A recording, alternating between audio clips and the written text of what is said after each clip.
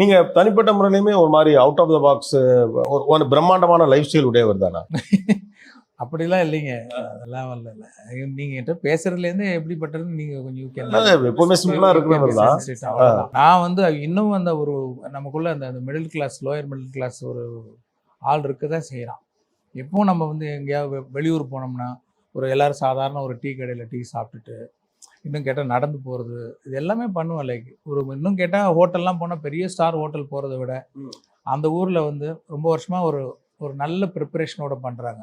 மோர் தென் த லுக்கு, quality, அதாவது பழைய ரெசிபியோடலாம் இருக்கக்கூடிய ஃபுட்டு. அந்த கடை வந்து கொஞ்சம் சுமாராக தான் இருக்கும். ஒரே ஒரு ரூம் கூட இருக்கும். அங்கேயும் கூட போய் சாப்பிடுவேன். அவ்வளோதான், ஒன்றும் இல்லை. நான் வந்து டக்குன்னு டிரைவர் வரலன்னா டூ வீலரில் நம்ம வீட்டில் வேலை செய்கிற பையனோட டூ வீலரில் போய் ஆஃபீஸ் போயிடுவேன். இப்போ கூடவா? ஆமாம் போயிடுவேன். அவ்வளோதான். நீங்கள் வந்து யாரையும் இது பண்ணுங்கலாம் அப்படிலாம் அந்த மாதிரியான ஃபாதர் கிடையாது. ஏன்னா இவங்க 2 பேரும் டாக்டர்ல, அதித்தி, ஐஸ்வர்யா 2 பேருமே டாக்டர்ஸ்.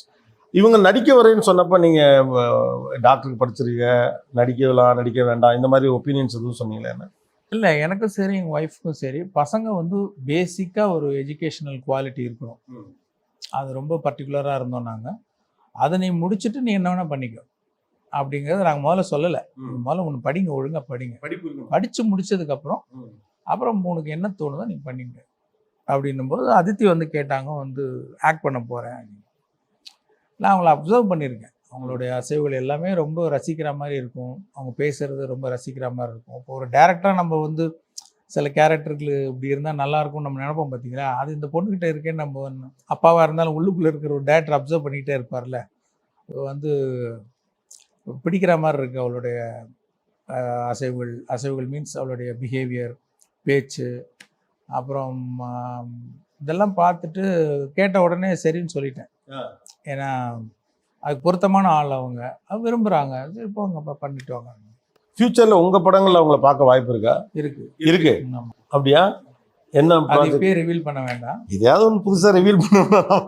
பட் ஃபியூச்சரில் உங்கள் ப்ராஜெக்ட் ஆல்ரெடி ஒரு ரோல் அவங்களுக்கு ஒதுக்கியாச்சு. ஓ, ஒதுக்கியாச்சு. வீட்டில் எப்படி கலகலப்பான வரா? ஏன்னா அதித்தியில் அவ்வளோ கலகலப்பான பொண்ணாக இருக்காங்க.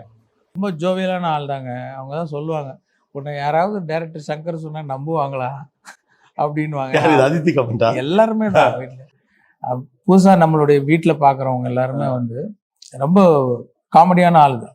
யார் பார்ட்னர் கிரைம்? 3 பிள்ளைங்கள்ல ஐஸ்வர்யா, அதித்தி, தம்பி 3 பேர்ல யார் பார்ட்னர் கிரைம்? கொஞ்சம் நெருக்கமா, ரொம்ப செல்லமா? 3 பேருமே தான். 3 பேருமே ரொம்ப க்ளோஸ். பையன் என்ன பண்ணிட்டு இருக்காரு? ஆக்சுவலா அவன் விஸ்காம் படிச்சுட்டு ஒர்க் பண்ணிட்டு இருக்கான். அவன் பாட்டுக்கு வரும்போது ஷார்ட் ஃபிலிம் எடுக்கிறான், போகிறான் வரான். அதான் ஷார்ட் ஃபிலிம் தான் எடுத்துட்டு இருக்கான். உங்கள்ட்ட காட்டுவாரா? உங்கள்ட்ட ஒப்பீனியன்லாம் கேட்பாரா? காட்டுவான், என்ன தோணுதோ சொல்லுவேன், ரொம்ப ஹாப்பி ஆகிடுவான். அவன் வேற ஒரு டைப் அவர்.